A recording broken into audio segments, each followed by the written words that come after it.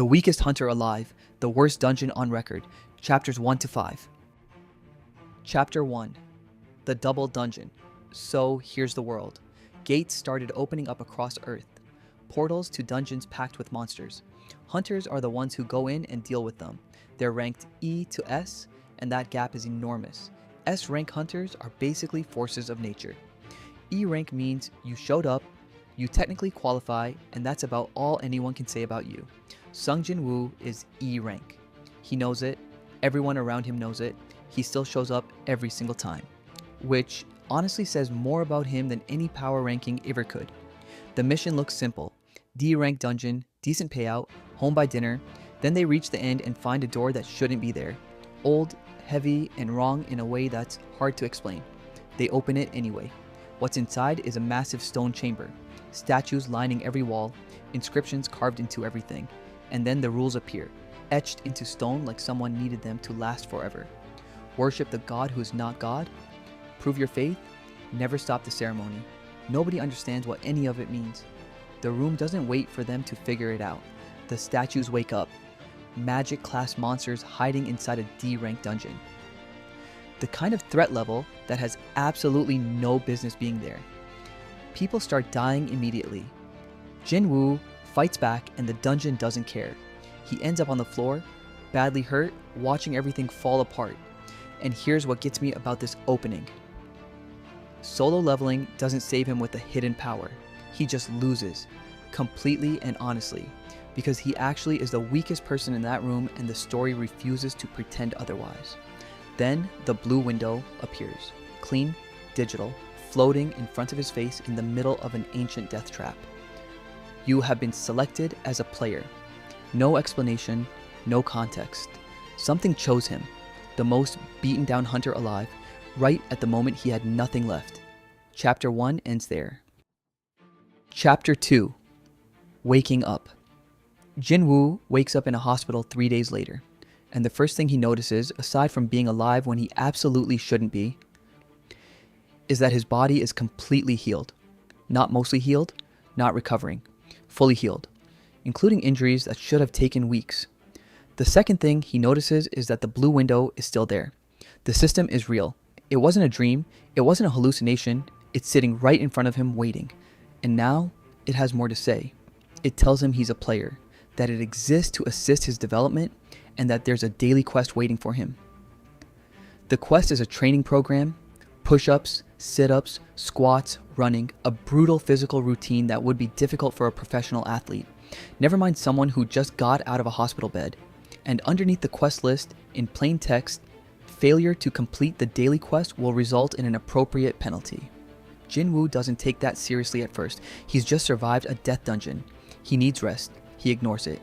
Meanwhile, the Hunters Association sends an investigator, Woo Jin-chul, to question him about what happened in the dungeon. How did he survive when almost everyone else didn't? Jin-Woo keeps the system completely secret. Nobody would believe him anyway. Jin-chul leaves without answers. Jin-Woo goes back to his room. The quest timer is still running. Chapter 3. The Penalty Zone. He misses the deadline, and the system doesn't negotiate. One moment he's in his hospital room, the next he's somewhere else entirely.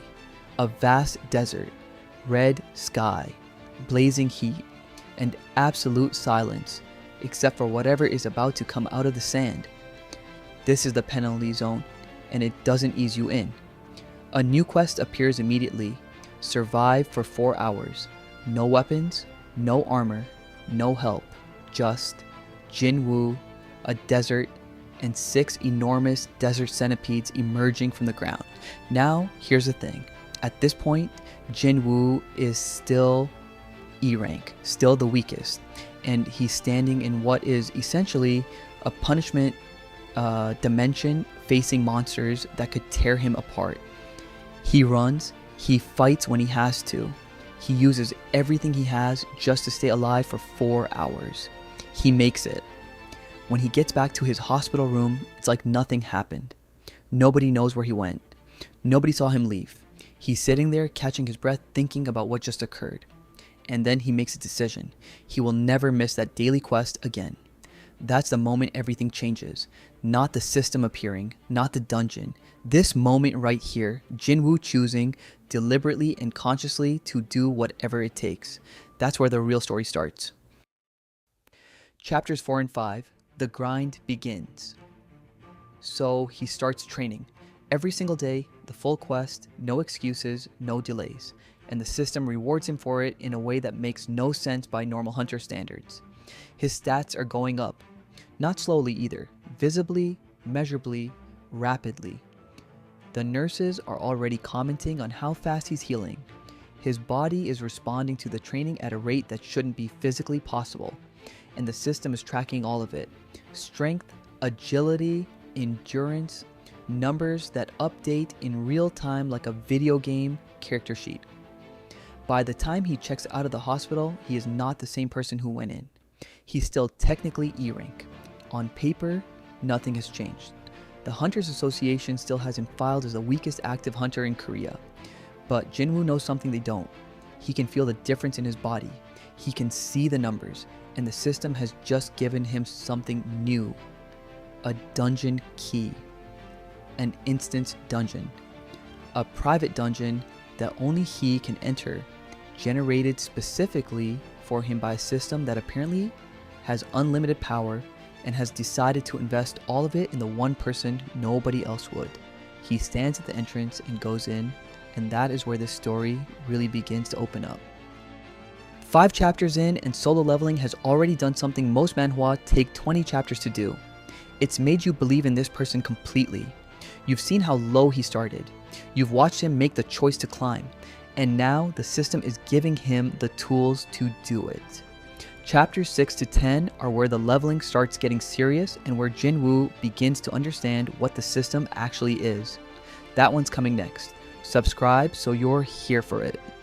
Drop a comment and let me know, did you read Solo Leveling or are you coming in fresh?